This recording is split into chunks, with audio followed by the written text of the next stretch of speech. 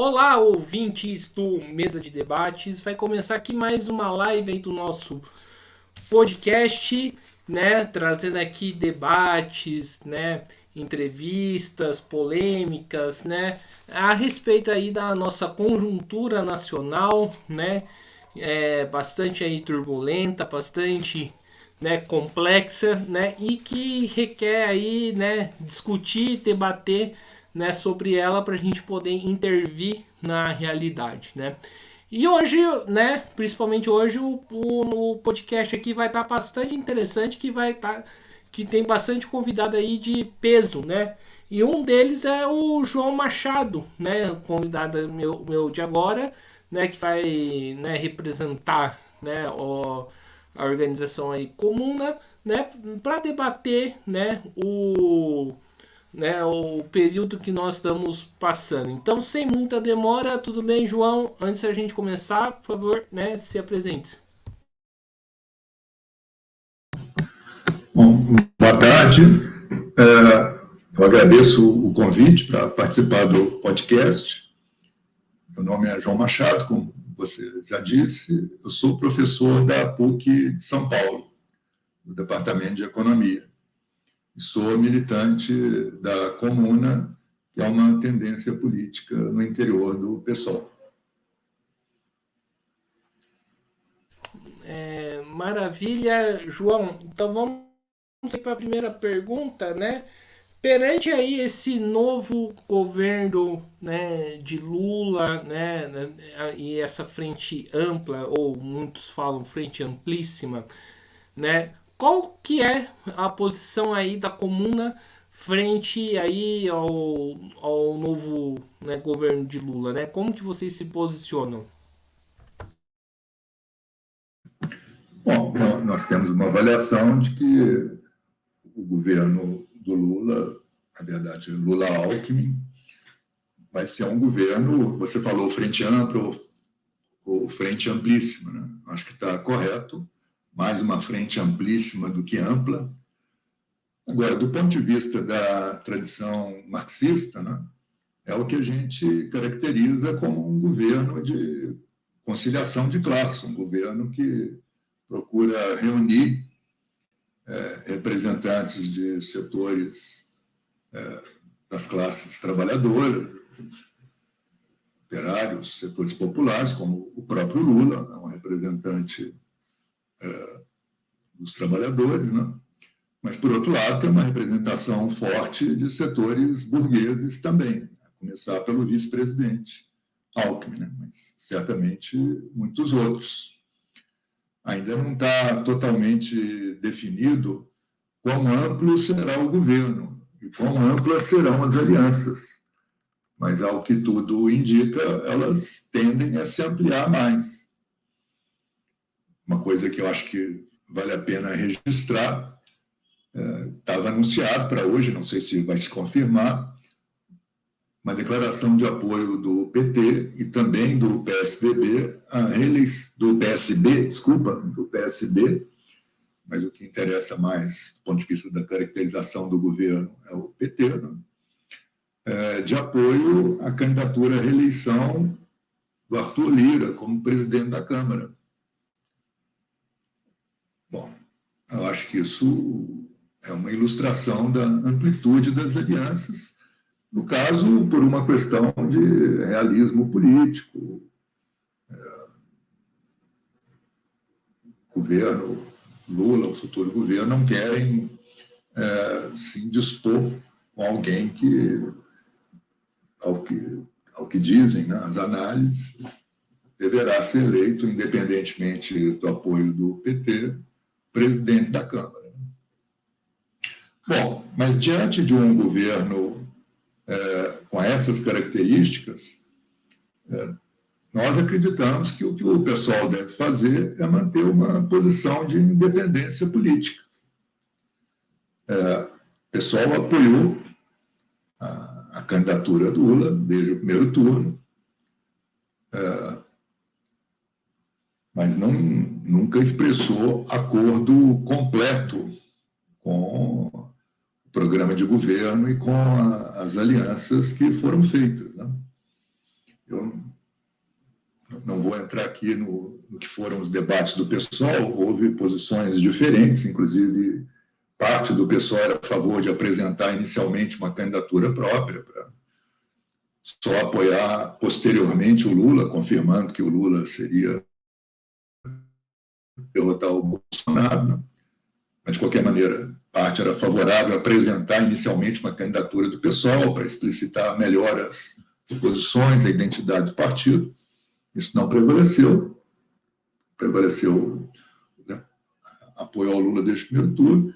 Mas, de qualquer maneira, apesar das diferenças de avaliações, que eu saiba, ninguém no PSOL manifestou acordo completo com a frente que se formou. Em geral, todo mundo no PSOL criticou a escolha do Alckmin para vice-presidente, né? Mesmo setores mais, vamos dizer, mais moderados do partido. Então, acho que é natural que o PSOL não se sinta como tendo condições, tendo um grau de acordo para ser parte do governo. Deve, então, manter uma posição de independência política.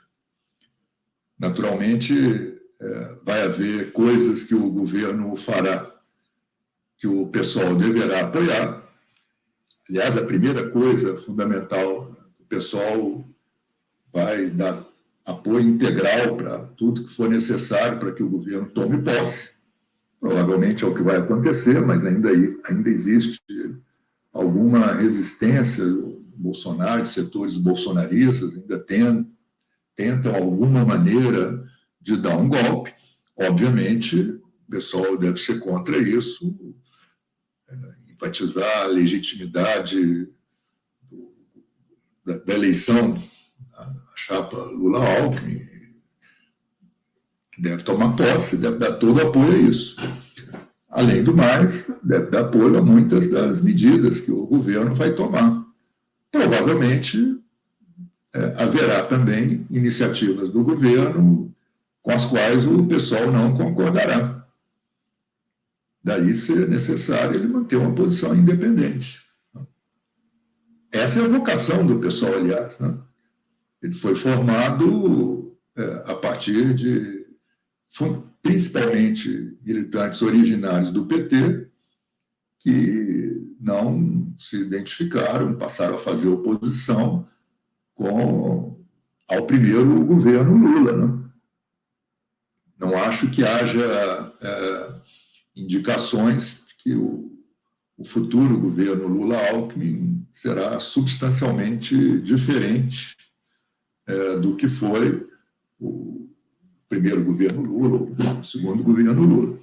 Claro que o contexto político é diferente. Agora nós temos uma ameaça fascista ou neofascista no país que não existia em 2003 ou nos anos seguintes. Mas, de qualquer maneira, essa mudança na conjuntura justificou que o pessoal defendesse a candidatura Lula, particularmente no segundo turno, né? Defendeu também no primeiro. Justifica que o pessoal não se coloque como oposição ao governo, mas não justifica que o pessoal seja parte desse governo, integre a frente amplíssima e mantenha as alianças que vão ser feitas, né, por esse governo. Acho que o pessoal tem um inclusive, para lutar contra as ameaças fascistas, mantendo a sua independência política, buscando mobilizar os movimentos sociais, movimentos populares contra a ameaça fascista, mantendo diálogo com o governo, mas preservando uma posição de independência. Perfeito, João. Então, né? E como que você vê essas críticas que fazem ao pessoal, né? Dizendo que o pessoal capitulou, né, pro governo aí de frente ampla, né, do Lula, né? Porque eu escuto muita gente, inclusive, né, parte disso eu compartilho com essas críticas, que o pessoal, né, se alinhou totalmente aí ao governo, ao petismo, né, ao governo aí de frente ampla, né, do Lula e Alckmin, né? Como que você reage, né, vê estas críticas, o João? Bom, a primeira coisa é que o governo ainda não começou e o pessoal não definiu qual posição terá diante dele. É verdade que definiu, como a maioria de um voto apenas na executiva, participar da chamada comissão de transição. Né? Mas essa definição, da qual inclusive eu discordei, na participação automática no governo. Então, acho que ainda é cedo para dizer que o pessoal capitulou o governo. O que eu acho que dá para dizer são duas coisas.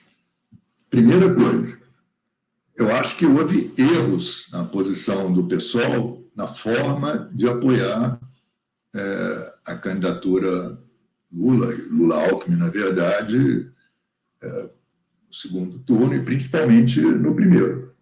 Acho que a decisão de apoiar essa candidatura ou de lançar candidatura própria, né, ou de tentar alguma outra candidatura em unidade com os setores de esquerda, por exemplo, essa decisão seria uma decisão do terreno tático. Eu era favorável ao pessoal lançar inicialmente uma candidatura própria. Mas acho que não fazer isso é uma posição defensável, eu discordo dela, discordei na época, continuo achando que não foi a mais correta, mas era uma posição perfeitamente defensável, dada a polarização política existente no país, dado o fato de que haveria tendência de quase que antecipar o segundo turno para o primeiro, né? De haver muito pouco espaço para as candidaturas que não fossem a candidatura neofascista, a continuidade do Bolsonaro, ou a candidatura do Lula, que era de longe a candidatura mais forte da oposição. Então, havia muito pouco espaço.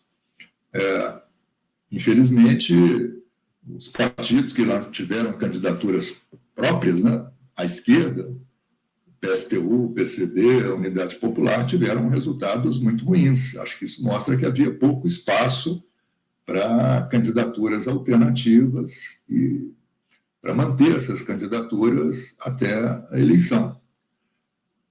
Não seria a mesma coisa se o pessoal tivesse tido candidatura própria, porque, ao contrário do que acontecia com o PSTU, o PCB, a Unidade Popular, o pessoal poderia ter participação em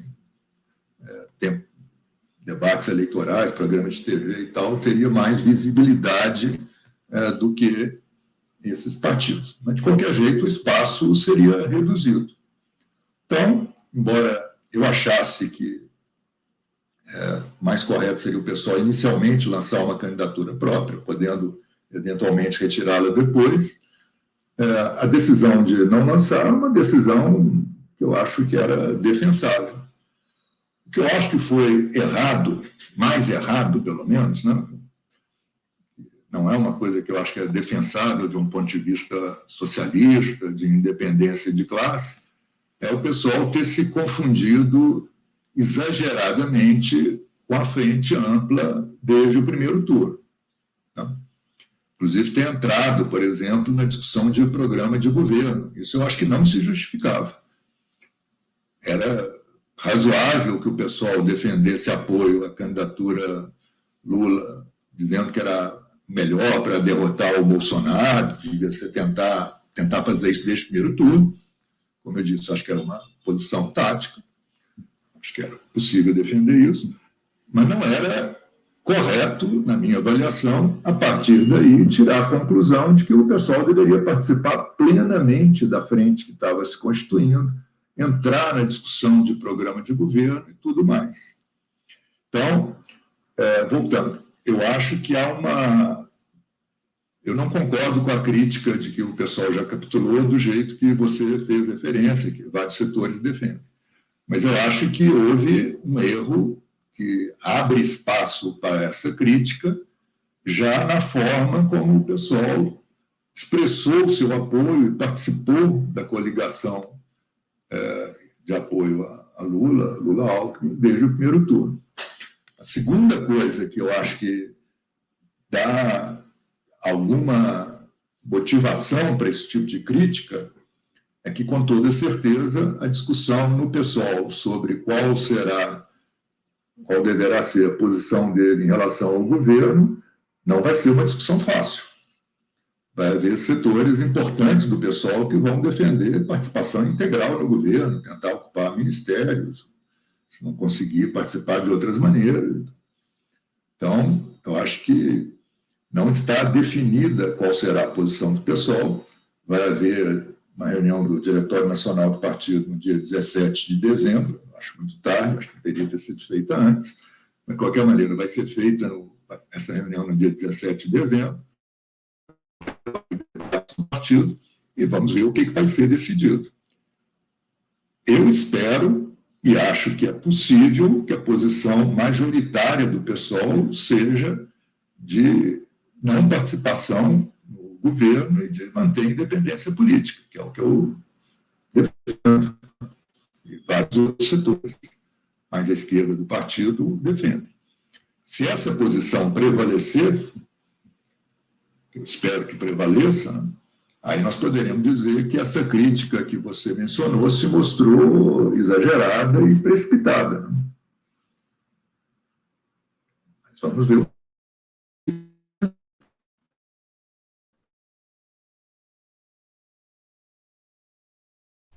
Estamos aqui com um pequeno problema aqui na Não, nossa live aqui com o João Machado. João, você tá me escutando? Agora estou, parece que tinha caído uns minutos, agora eu estou escutando. Pode continuar sua fala, porque ficou cortado, pode continuar. Eu não sei o que ficou cortado. O que eu estava dizendo é que eu acho que a crítica de que o pessoal já capitulou o governo, do jeito que você formulou, que é feita por vários setores, naturalmente setores mais à esquerda, né? Você, pelo menos em parte, concorda com ela, eu acho que essa crítica não é correta, pelo menos por enquanto. Tá? Embora ela tenha bases de apoio, né? Como eu mencionei. Acho que o pessoal se confundiu demais com a frente em torno da candidatura Lula-Alckmin, mesmo com a decisão de apoiar a candidatura Lula desde o primeiro turno. Não era necessário fazer isso, podia ter mantido mais independência. E, por outro lado, é verdade que há setores importantes do PSOL que defendem a participação no futuro governo. Né? Mas, como eu tinha dito, essa decisão ainda não foi tomada. Vai ser uma decisão polêmica, certamente vai ser uma discussão muito acirrada que está prevista para o dia 17 de dezembro, na reunião do Diretório Nacional do PSOL. E, João, caso, né, por exemplo, esse setor, né, consiga colocar sua posição, né, do pessoal entrar no governo Lula, né? Qual que vai ser a posição, né, e a política da comuna, né? Vai ser de romper, né, com o pessoal, né? Hoje existe essa discussão, essa possibilidade, caso, né, esse setor, né, mais moderado, né, que você coloca, né, ganhe, ou você acha que é precipitado uma ruptura, né, com o pessoal? Eu acho que é precipitado definir isso desde já. Não? Nós não sabemos qual vai ser a posição. A posição de, eventualmente, participar do governo pode ser tomada de várias maneiras, vários graus de participação.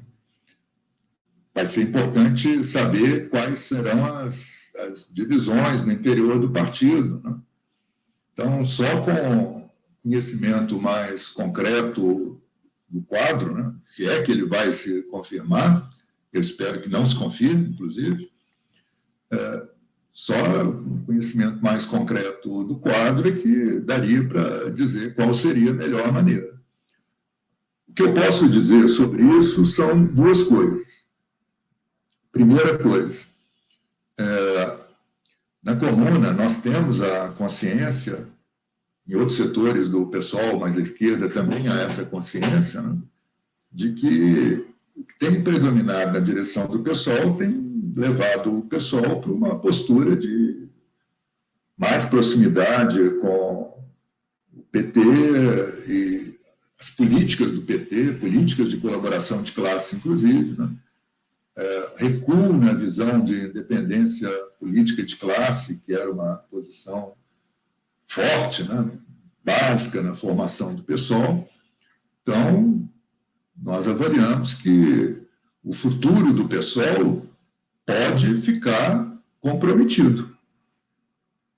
Já houve prejuízos para a posição do PSOL com decisões que foram tomadas, inclusive já houve companheiras e companheiros valorosos, né, que se afastaram do PSOL durante esse ano, depois da decisão de o PSOL não ter candidatura própria, agravada ainda por uma outra decisão incorreta, que foi fazer a federação com a rede. Então, já houve companheiras e companheiros que concluíram que o projeto do PSOL estava liquidado e se desligaram do partido. Companheiras e companheiros valorosos. Por enquanto, num número pequeno em relação ao conjunto da militância do PSOL, mas, volto a dizer, companheiras e companheiros valorosos. Então, a consciência de que o risco para o futuro do PSOL está colocado, nós temos. Por outro lado, né, nós avaliamos que entre constatar esses problemas, inclusive o agravamento deles, né, e concluir pela saída do PSOL para construir outro projeto, vai uma distância, né? Eu não acho que a gente tenha que apressar uma decisão desse tipo, se de fato acontecer, haver uma maioria na direção do PSOL a favor da participação no governo. Pode-se colocar, por exemplo, a possibilidade de continuar a luta. O PSOL deve ter um congresso em 2023, não? Então, uma eventual posição de participação no governo, eventualmente, poderia ser revertida, né? Não sei, acho que a gente tem que... Não dá para definir alguma posição já agora. Por outro lado, né, eu volto a dizer, essa decisão não está tomada e eu acho que há muitas condições para que a posição majoritária seja de não participação do PSOL no governo. Apesar de que parte da direção é favorável, né? Por exemplo, nós sabemos que a corrente Primavera Socialista, que tem a Juliano Medeiros, que é presidente do PSOL nesse momento, provavelmente vai ser favorável à participação no governo. Nós sabemos que a corrente Revolução Solidária, cujo principal dirigente é o Guilherme Boulos, deve ser favorável à participação no governo. Pelo menos dá todos os sinais de que vai fazer isso, né? Mas isso não quer dizer que terão maioria, né? Mesmo que essas duas correntes se unifiquem inteiramente na posição de participar no governo, não teriam maioria no Diretório Nacional do partido. Para que tenham maioria, seria necessário que outros setores, que por enquanto, pelo menos, né, têm se manifestado contra a participação no governo, mudassem de posição e aderissem a essa ideia. Então, eu vou acrescentar a mesma coisa. O que está dado neste momento é que há uma maioria na direção nacional do PSOL contrária à participação do PSOL no governo. Eu não digo que isso aí garanta que essa decisão vai ser tomada, porque vai haver ainda debate, vai haver debate vai ser acirrado, vai haver muita pressão, mas neste momento, eu acho que o quadro que dá para ter é o que eu estou falando, uma maioria que seria contrária à participação no governo. Não sei se você acompanha bem as divisões internas do PSOL. No último congresso, para formar a maioria que foi favorável a apoiar a candidatura Lula no primeiro turno, e foi contrária ao lançamento de uma candidatura própria do PSOL de início, né? Juntaram-se a Primavera Socialista e a Revolução Solidária, que eu já mencionei, e outros setores que formam um bloco chamado PSOL Semente. Foi só com o apoio do PSOL Semente que essa posição teve maioria. Bom, do PSOL Semente, até agora, uma parte já expressou oficialmente a posição contrária à participação no governo, que é a corrente, a tendência do PSOL chamada Subverta, né? Com muito peso, especialmente no estado do Rio de Janeiro, com participação em outros lugares do país também. A resistência, que é uma outra corrente do PSOL Semente, né, era contrária, inclusive, à participação do PSOL nessa comissão de transição, que eu acho que prefigura uma posição contrária à participação no governo. Essa corrente não teve uma definição oficial ainda, que eu saiba, né? Mas o que eu tenho visto de manifestações de dirigentes da resistência vai na direção de dizer de uma posição contrária à participação no governo, ainda que seja uma manifestação, assim, eu diria, menos afirmativa do que eu gostaria, né? Acredito, inclusive, porque a resistência tem uma relação muito forte com o Guilherme Boulos e não quer romper, principalmente com ele, além da relação com a Primavera Socialista e o conjunto da Revolução Solidária. Mas, de qualquer maneira, até agora, o que está expresso é uma posição que vai mais na direção contrária à participação no governo. A terceira grande componente do PSOL Semente, que é a insurgência, que eu saiba, não tem ainda posição. Mas, pelo que já foi colocado no debate, a insurgência foi favorável a...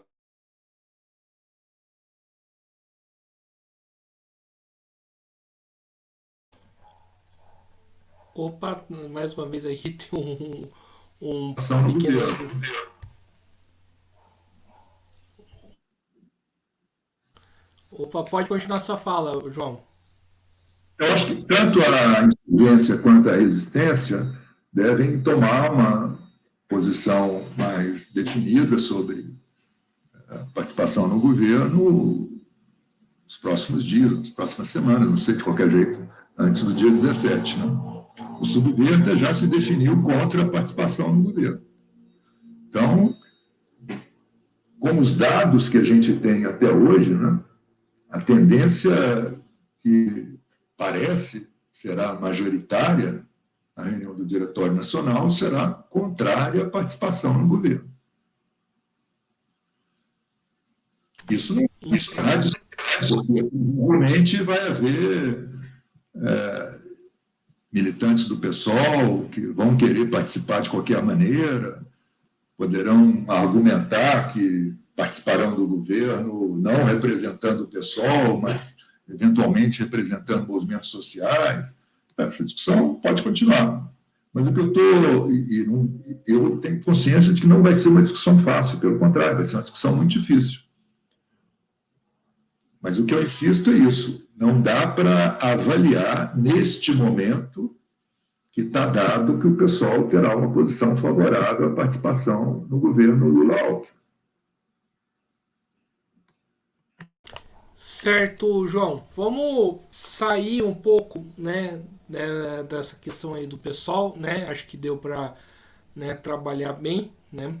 E falar um pouco aí da extrema direita, né, e as manifestações, né, golpistas que, né, continuam, né, apesar aí que de mais de, né, vai completar aí um mês aí da eleição de Lula, né? Primeiramente, como você vê essas movimentações golpistas, né? E como combatê-las? Então, as manifestações golpistas eram esperadas, né? Eu posso até dizer que a minha expectativa é de que elas seriam mais intensas logo depois da eleição. Inclusive, poderia haver alguma declaração explícita do Bolsonaro, não reconhecendo o resultado e tal. Ele não chegou a fazer isso, né? Ao que parece, por temer possíveis repercussões legais contra ele, né? E também porque não tem o apoio para isso nem do próprio partido, o PL. Quer dizer, tem até certo ponto. O PL agora fez esse questionamento. Mais da metade das urnas eletrônicas, um negócio meio ridículo, né? Um argumento absurdo para dizer, não, vamos anular um pouco mais da metade das urnas, a gente deixa as outras, e com as outras o Bolsonaro ganha. Mas o próprio PL é visível que não está muito convencido disso, né? Não vai muito além disso. Nessa manifestação, aliás, ele já foi desautorizado pelos outros partidos que estavam formalmente coligados com a candidatura do Bolsonaro.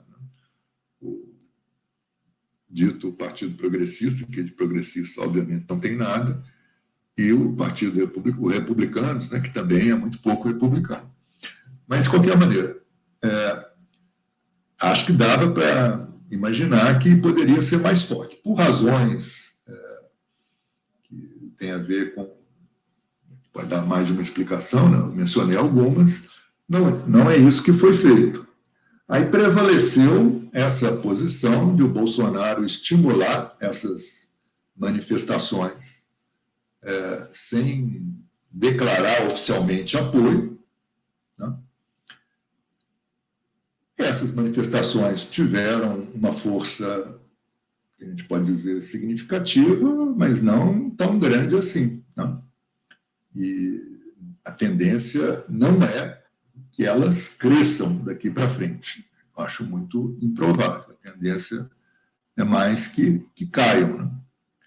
Bom, sobre como combater isso, eu acho que está havendo um problema nos setores de esquerda, né? Que é de confiar exageradamente na Justiça Eleitoral, no Supremo Tribunal Federal, para conter essas mobilizações da direita. Até agora, de fato, o que foi feito contra essas manifestações foi por parte do TSE ou, ou do Supremo, né? Principalmente por parte do presidente do TSE, né? O ministro Alexandre de Moraes. Acho que a iniciativa que ele tomou, a decisão dele, né, de negar esse recurso do PL, multar o partido em pouco mais de 22 milhões de reais, né? Milhões, agora não estou na dúvida se milhões ou bilhões, mas enfim, de fazer uma multa significativa para o partido, acho que essa decisão foi positiva. Agora, é um erro a esquerda ficar esperando que o TSE ou o Supremo controlem a extrema-direita. Acho que seria importante ter feito uma mobilização popular, democrática, né? Indicando o respeito ao resultado das eleições, denunciando o golpismo da direita, né? Eu acho que isso não foi feito, principalmente porque não é a linha do Lula e da campanha, do que foi a candidatura dele, do que está sendo essa equipe de transição para o governo, né? Como prevaleceu a ideia de uma frente ampla ou amplíssima, né? junto com isso, vai a ideia de que não convém enfrentar a direita com mobilização popular, porque mobilização popular poderia assustar parte dos aliados dessa frente amplíssima. Né? Eu suponho que seja essa a razão. Acho um erro. Acho que continua sendo muito importante uma mobilização popular, impulsionada pela esquerda, mas também por setores mais democráticos, que podem não ser exatamente esquerda, né? Contra esse golpismo. Né? A outra coisa que eu acho muito importante, né, é ter claro que não se deve, de maneira nenhuma, abrir a possibilidade de anistia para os crimes cometidos pelos setores golpistas, pelo próprio Bolsonaro, pela família Bolsonaro, né, com o argumento de que isso poderia ser favorável à conciliação nacional, à pacificação nacional. Esse argumento tem aparecido, né? Que eu saiba, ele não foi endossado nem pelo PT. Talvez algum dos partidos da coligação da Frente Amplíssima seja favorável a isso. O PT até agora não foi. Eu acho que é importante que não seja mesmo favorável a isso. Né?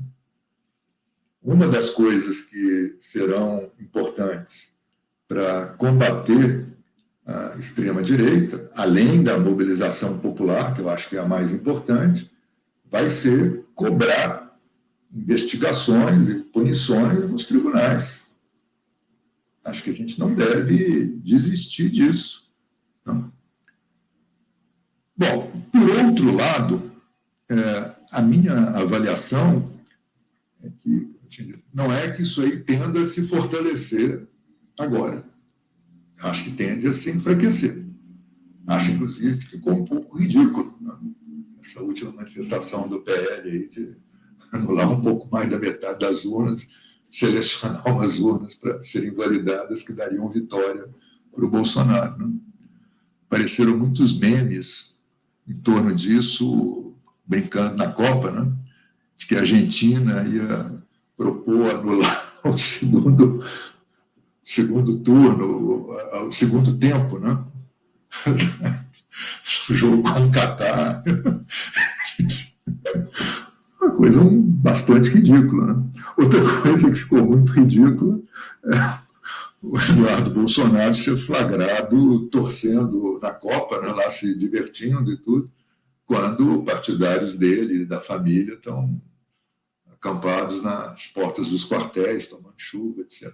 Então, acho que não acho que a tendência seja de isso ganhar mais peso. Acho que tende a se esvaziar. O problema é que nós... Bom, outra coisa, antes de falar do problema. Nós não sabemos exatamente, inclusive, qual será a base de apoio do Bolsonaro que, de fato, vai continuar com ele depois de ele sair do governo. Porque acho que uma diferença importante entre o Bolsonaro e o Trump, que é o modelo básico dele, né, para esse tipo de ação. O Trump controla ainda, em boa parte, o Partido Republicano dos Estados Unidos, que é um dos dois grandes partidos do país. Né? Os Estados Unidos têm um sistema bipartidário, os dois partidos, democrata e republicano, controlam praticamente toda a política. O Trump conseguiu ter o controle total do Partido Republicano, o Partido Republicano que assumia, inclusive, majoritariamente, todas as posições mais tresloucadas do Trump. Né? O Bolsonaro não tem essa situação. Ele está num partido, que é o PL, mal chamado de Partido Liberal, porque não é liberal, não. Que apoia o Bolsonaro até certo ponto, mas não apoia qualquer coisa. Né? O PL está dividido hoje entre bolsonaristas propriamente ditos e o Centrão. O Centrão está aliado ao Bolsonaro, ou esteve aliado, né? Enquanto isso interessava a ele. A explicação que eu vi na imprensa, inclusive, de por que o Valdemar Costa Neto, presidente do PL, aceitou fazer o questionamento de mais da metade das urnas junto ao Superior Tribunal Eleitoral, não? Embora achasse que isso aí não tinha sentido, não? O Valdemar Costa Neto aceitou fazer isso com medo de que, antes da posse, boa parte da bancada eleita pelo PL já mudasse de partido. E, com isso, o fundo partidário, direito a fundo eleitoral, então, esses recursos públicos para o PL seriam muito reduzidos, né? Então, Valdemar Costa Neto tinha interesse de manter esse pessoal até pelo menos a posse deles, para quando se oficializaria a divisão do fundo partidário, dos outros recursos que os partidos têm direito, né? Então não podia desagradar inteiramente o Bolsonaro agora, mas fez uma mobilização meia boca, né?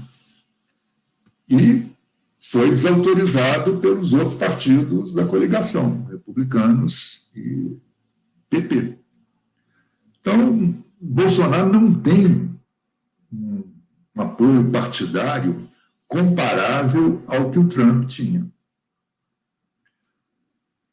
Parte dos bolsonaristas, inclusive, mas uma parte muito significativa, já está se acertando com o futuro governo, né? É o que aparece, por exemplo, nessa posição do Arthur Lira, que, além de ter reconhecido rapidamente a vitória do Lula, né, está articulando para ter o apoio do PT, além de outros partidos da coligação do PT, ao que parece também o PSB, para sua candidatura à reeleição como presidente da Câmara. Isso não significa que o Arthur Lira passará a apoiar integralmente o governo Lula. Acho que provavelmente ele não vai poder fazer isso, pelo menos de início. Mas significa que ele já está se descolando, já se descolou bastante do Bolsonaro, né? Então, eu acho que cabe essa dúvida, né?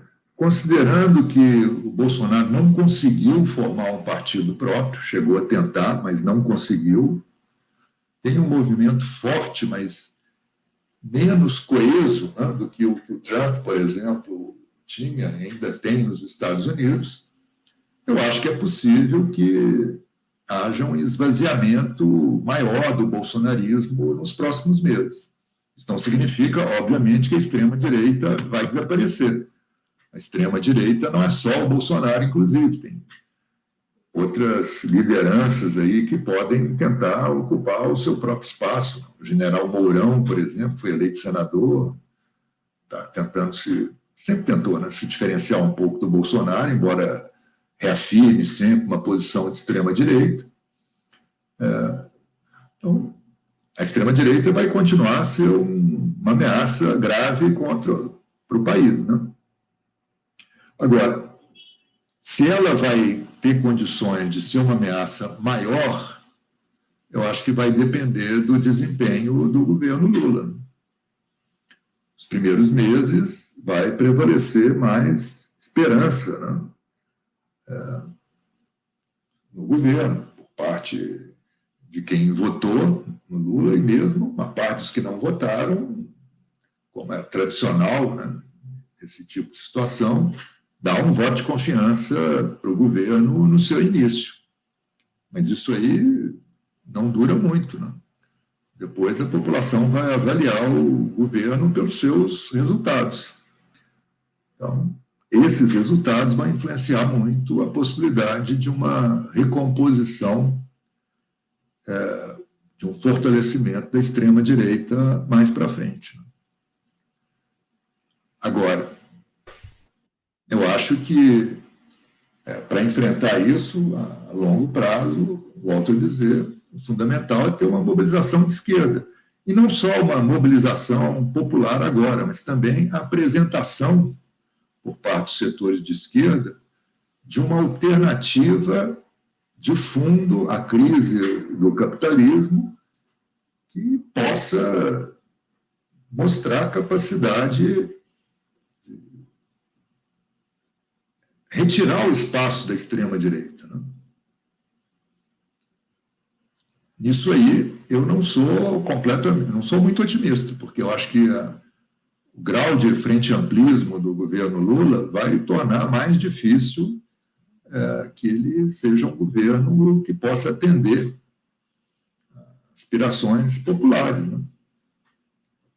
Bom, mas isso nós vamos ver depois. E falando aí né, dessa reorganização, né, da esquerda, né, principalmente da esquerda classista, né, como que você vê, né, como que pode se dar essa reorganização, né, porque eu acho que é mais do que, né, necessária, né, e como, né, colocar isso em prática, né? Que eu acho que essa tem que ser a discussão, principalmente dos setores que se reivindicam classistas, né? Revolucionários. Então, eu concordo com você que essa é uma questão central e acho que a gente deve trabalhar para isso, mas, por outro lado, eu acho que a gente tem que reconhecer que, desse ponto de vista, nós estamos numa situação muito ruim, né? Uma situação muito ruim, primeiro porque boa parte dos setores mais classistas foram com Lula, desde o primeiro turno, né? Que é o que explica que PSTU, PCB e o P tenham tido votações muito abaixo do que tiveram em outros momentos, né? Eu não tenho uma avaliação assim precisa, mas acho que boa parte da militância, dos setores que votaram em outras eleições no PSTU, por exemplo, dessa vez não votaram. Votaram no Lula desde o primeiro turno. Do meu ponto de vista, embora seja uma decisão muito respeitável, acho que foi um erro o PSTU, o PCB e a UP terem mantido a sua candidatura até o final do primeiro turno. Porque não que isso fosse fazer muita diferença no resultado, infelizmente faria muito pouca diferença no resultado eleitoral, mas deu uma espécie de atestado de fraqueza, né, para essa parte da esquerda classista. Então, acho que essa é uma dificuldade. Eu acho que esse processo eleitoral enfraqueceu esse setor da esquerda classista. O setor cujos partidos não apoiaram, né, a candidatura Lula no primeiro turno. Naturalmente, apoiaram no segundo turno, acho que aí tiveram a posição correta. Então. Por outro lado, a outra dificuldade é que o pessoal teve uma posição que eu não considero boa também, né? A outra parte da esquerda classista se identifica mais com o PSOL. E acho que a posição do PSOL não correspondeu também. Repetindo uma coisa que eu disse, eu acho que era defensável apoiar o Lula desde o primeiro turno, inclusive acho que, mesmo com a candidatura própria, inicialmente, do jeito que a conjuntura evoluiu, acho que não deveria ter sido mantida até o primeiro turno. Acho que é mais correto apoiar a candidatura do Alckmin no primeiro turno, pelo menos no final, né, do processo. Mas o problema não foi esse, né? O problema é que o pessoal se misturou muito com a Frente Amplíssima e, com isso, comprometeu muito a linha de independência de classe. Bom, dito isso, né, eu acho que a gente tem que reconhecer que a situação é difícil e eu não sei exatamente o que pode ser feito, não. Acho que a primeira coisa, especialmente para mim, né, para quem, como eu, está no PSOL, a primeira coisa é garantir que o PSOL não participe do governo. Conseguindo isso, nós vamos passar para uma segunda fase, né, que é restabelecer relações com outros setores, né? Essas relações, infelizmente, já têm sido muito frágeis, né, não apenas nesse processo eleitoral, né?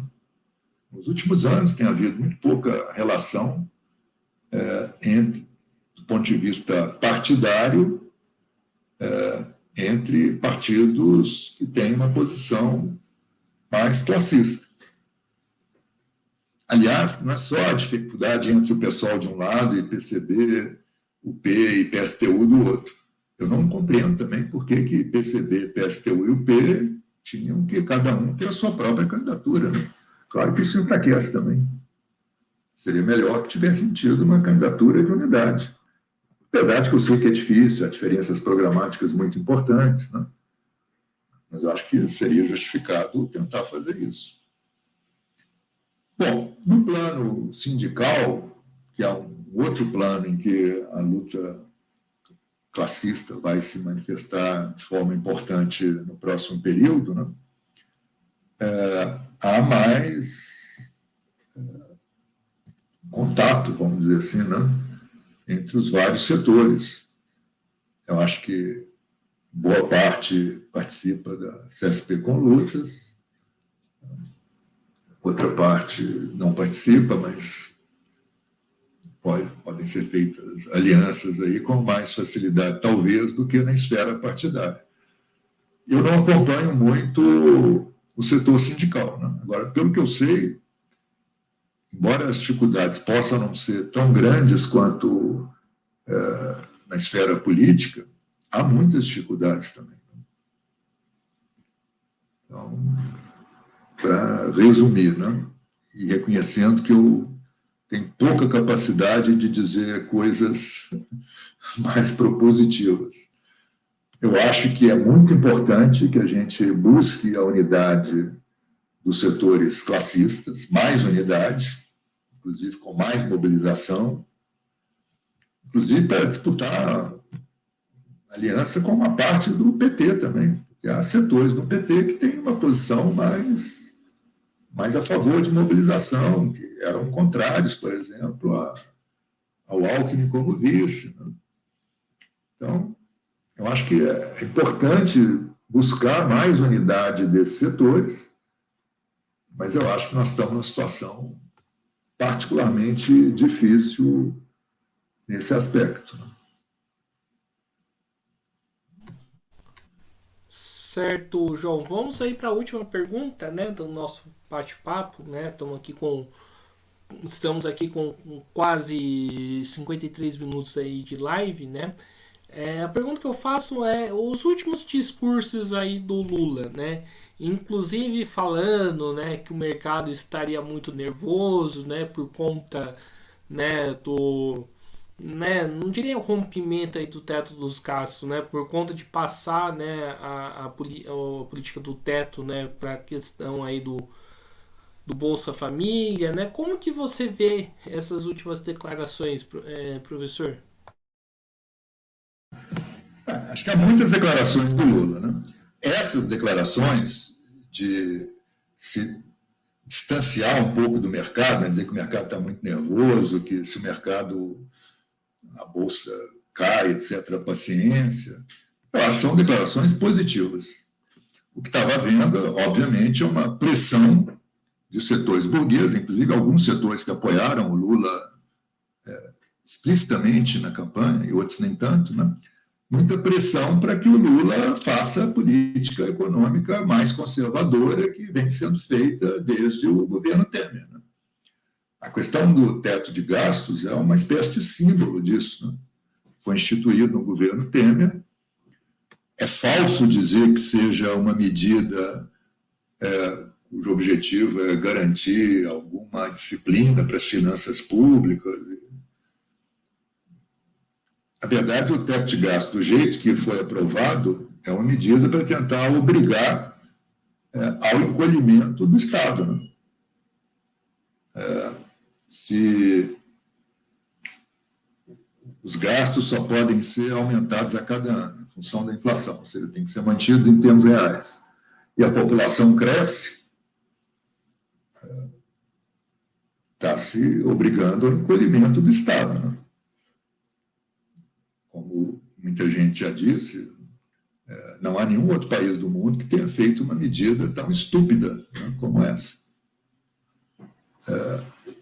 Estúpida talvez não seja a palavra, tão agressiva, né, na linha ultraliberal como essa. Então, eu acho que havia uma pressão desses setores para que, globalmente, o Lula mantivesse essa política, as condições gerais de política econômica que vêm sendo mantidas desde o governo Temer, né? E o Lula não aceitou. Eu acho que isso é positivo. Por outro lado, eu acho que o Lula deu essas declarações corretas, do meu ponto de vista, no meio de outras declarações em que ele mantém a avaliação, que eu acho que é a avaliação fundamental que ele faz, de que é perfeitamente possível fazer um governo em que interesses de todas as classes sociais sejam atendidos, né? Um governo de conciliação entre capital e trabalho. Aliás, ele já falou isso mais de uma vez, né? Pouco depois de ter os seus direitos políticos restabelecidos, né? Eu me lembro de uma entrevista dele perguntando o que deveria ser feito. Ele fez referência aos governos que ele tinha feito e falou que o melhor que tinha havido nas experiências de governo dele, né, que tinha que ser retomado, né, tinha sido a aliança do capital com o trabalho expressa na candidatura a vice do Zé Alencar, na época. Então, o Lula tem uma avaliação muito consolidada, né, de que é viável manter uma aliança do capital e trabalho e que é possível fazer um governo que atenda aos interesses dessas classes. Na verdade, eu acho que a fórmula básica que o Lula procura pôr em prática, né, é fazer o que for possível para melhorar a situação do povo sem comprar nenhuma briga muito grande com a classe dominante, com a burguesia, com o setor financeiro, etc. Bom, eu acho que isso aí expressa uma limitação, né? Uma limitação grande. Eu, aliás, queria acrescentar uma coisa. Eu acho que pouca gente tem prestado atenção numa questão que torna ainda mais difícil a conciliação de classes nos próximos anos. Quer dizer, a conciliação de classes é sempre uma coisa difícil, porque ela sempre termina, como a experiência histórica sempre mostrou. Em determinadas conjunturas é possível atender a algumas reivindicações populares, mas se a burguesia está representada no governo, os interesses fundamentais da burguesia não serão ameaçados, né? Isso é claro. Então, sempre teve um limite muito estreito, né, para o que é possível fazer num contexto de colaboração de classe, de conciliação de classe. Agora, eu acho que nós estamos numa situação em que a margem para isso diminui, na verdade se torna praticamente inexistente, porque nos próximos anos será necessário fazer cada vez enfrentar com mais força, né, a catástrofe ambiental em andamento. E aí eu pedi licença para comentar mais uma coisa.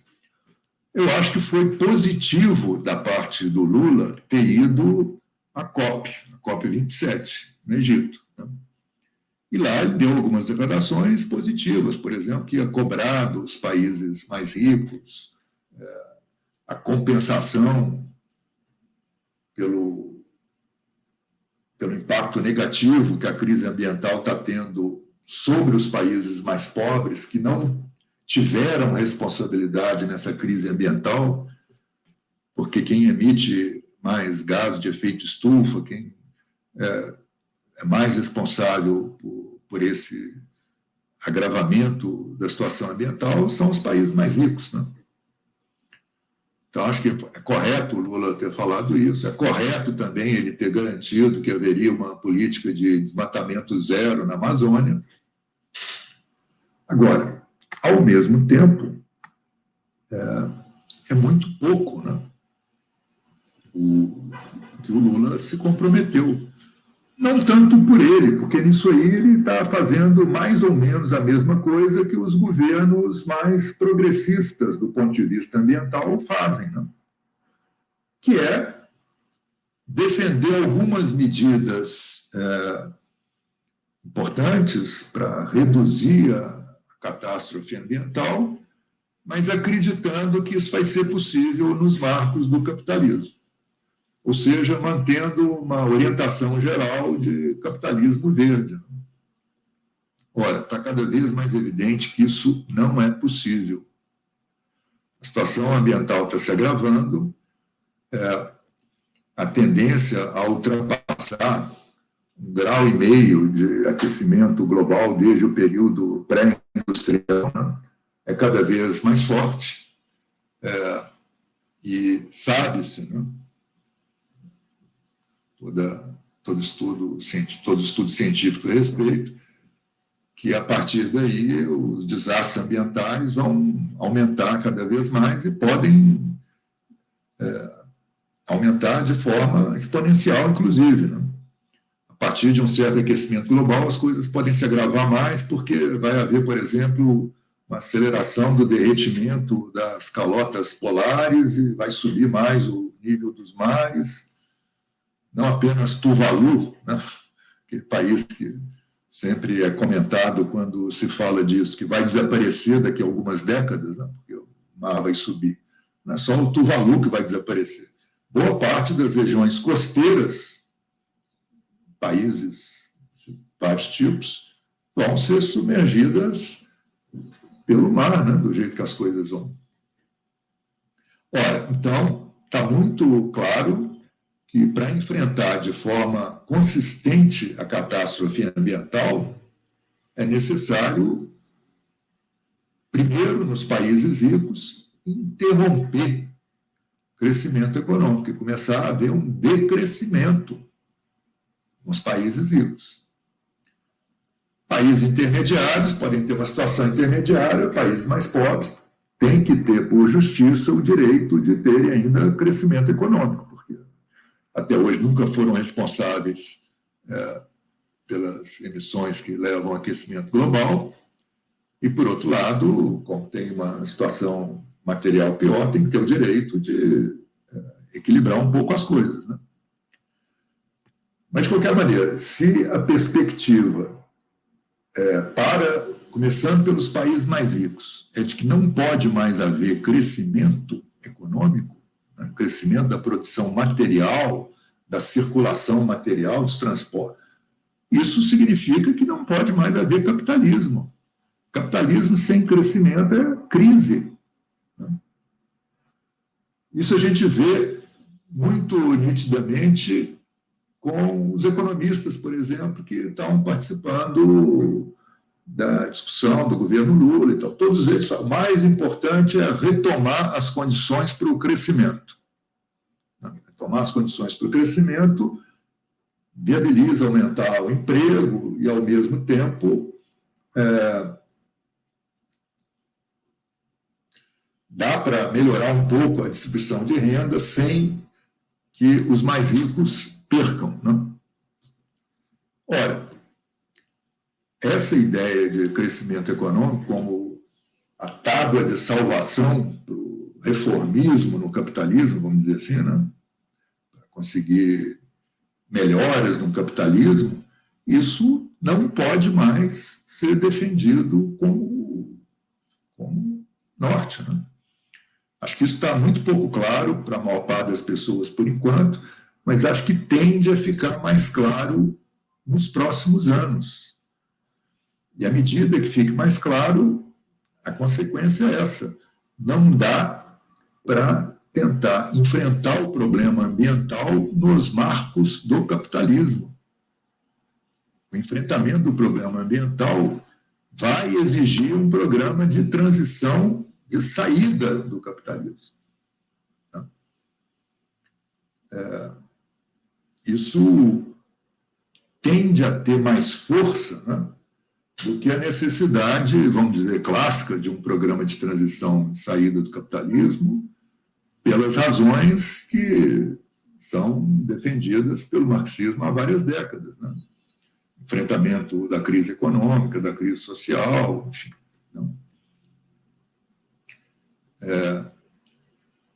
Eu não estou dizendo que é possível o enfrentamento da crise econômica no capitalismo satisfatória, acho que não é, ou da crise social, enfrentamento satisfatório, acho que não é.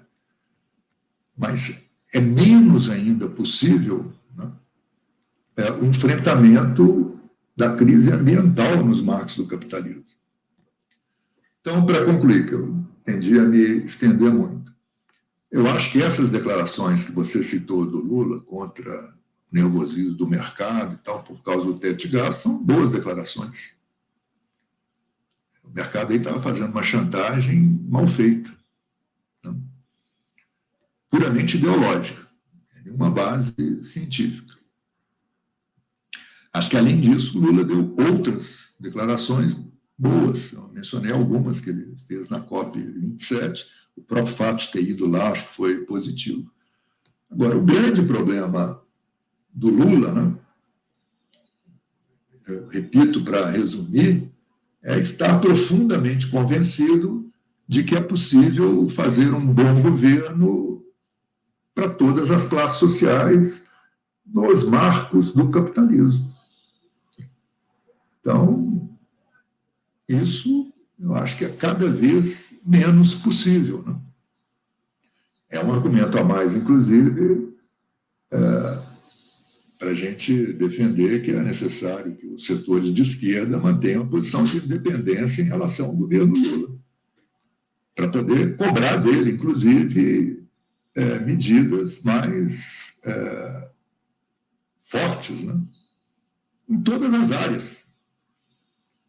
O Lula não está querendo, ao que parece, né, há declarações nesse sentido, já está desistindo de revogar a reforma trabalhista, isso aí já vai ficar mais ou menos. Está defendendo uma reforma administrativa que não se sabe muito bem o que é, pode ser que isso aí venha junto atender algumas das indicações burguesas, né, de reduzir custo do Estado, enfim. Não tem dado também, nesse plano, né, demonstração de que atenderá a reivindicações populares mais básicas, né? Por exemplo, de revogar os retrocessos que houve durante o governo Bolsonaro e também do governo Temer, tá? Mostrando que isso aí não vai ser bem assim.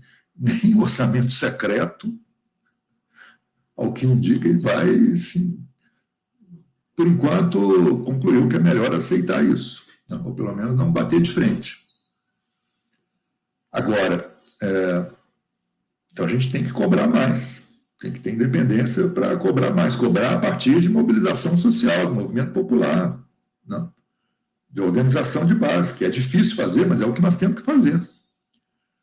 Por outro lado, eu quero, então, reforçar o que eu tinha dito, acho que cada vez vai ter mais peso nisso aí, reivindicar medidas de enfrentamento da catástrofe ambiental mais efetivas, né?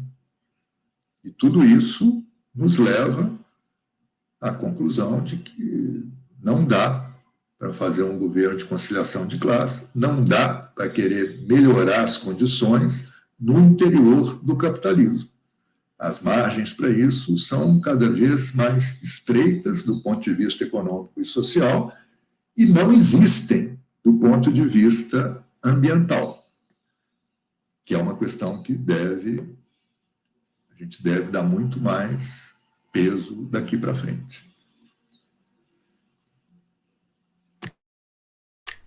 Maravilha, então estamos encerrando aqui mais uma live do Mesa de Debates. Quero aqui agradecer a participação do professor, né, e militante aí da comuna João Machado, né? Gostei aqui bastante aí das suas intervenções e passo a bola para ele fazer as considerações finais. Não, eu falei muito, acho que me estendi muito, não teria tanta coisa para acrescentar. Eu agradeço o convite da mesa de debates para participar. Eu acho que é muito importante que a gente faça discussões como essa. Nós estamos numa situação difícil, acho que é importante reconhecer isso. Nós temos grandes desafios pela frente. Mas, por outro lado, nós temos necessidade de seguir na luta, né? E de conseguir unificar mais os setores mais combativos, mais classistas. Né? E para a gente conseguir isso, é muito importante fazer mais debates desse tipo. Por isso, eu agradeço muito o convite para participar. Obrigado. Então, mais uma vez aqui agradecendo ao João Machado, agradecendo também a você que estiver nos acompanhando. Peço aí que se inscrevam no canal Podcast Mesa de Debates de Tudo Um Pouco. Curta, compartilhe, comente nesta entrevista e outras também. Né? Curta a nossa página do Facebook Podcast Mesa de Debates de Tudo Um Pouco. E siga a gente no Instagram, Mesa de Debates. Então, para aqueles que estiverem acompanhando essa live na minha página pessoal do Facebook, aguardem mais um momento que, né, já vamos retornar aqui com outra live às 5 horas da tarde. Então, um forte abraço a todo mundo e fui!